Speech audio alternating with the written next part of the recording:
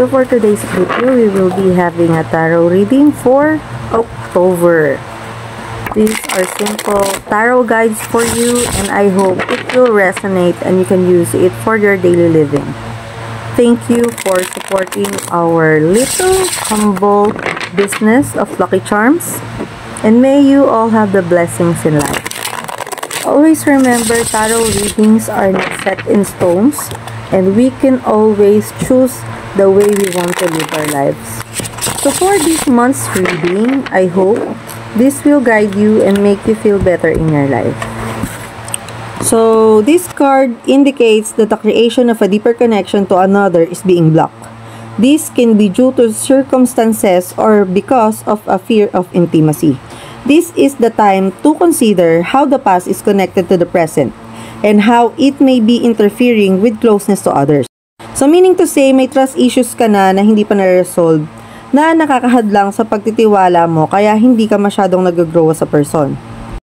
So kailangan mong intindihin na yung mga nangyari dati ay may dahilan para matuto ka sa future.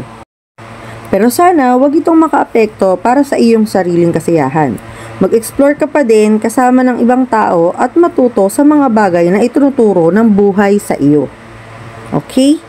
So keep it up.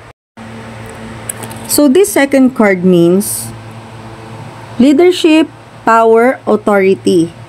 Matalino ka, matapang at responsable dapat sa mga desisyon mo sa buhay.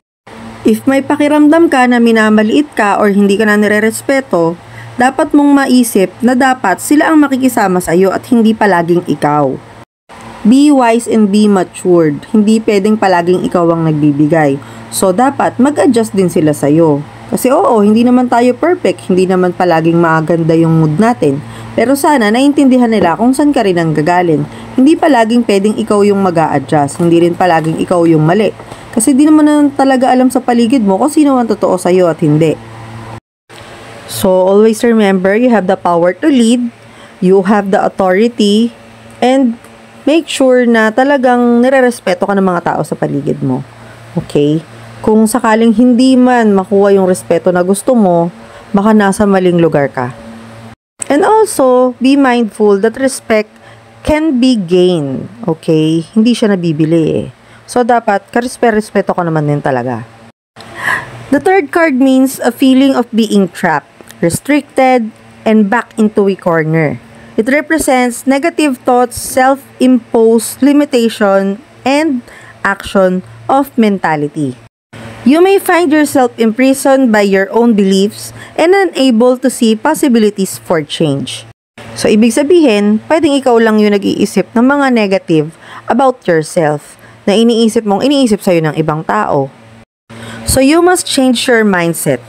Think out of the box. If feeling mo dinadown ka ng ibang tao, isipin mo bakit at ano ba yung mga dapat mong i-improve sa sarili mo.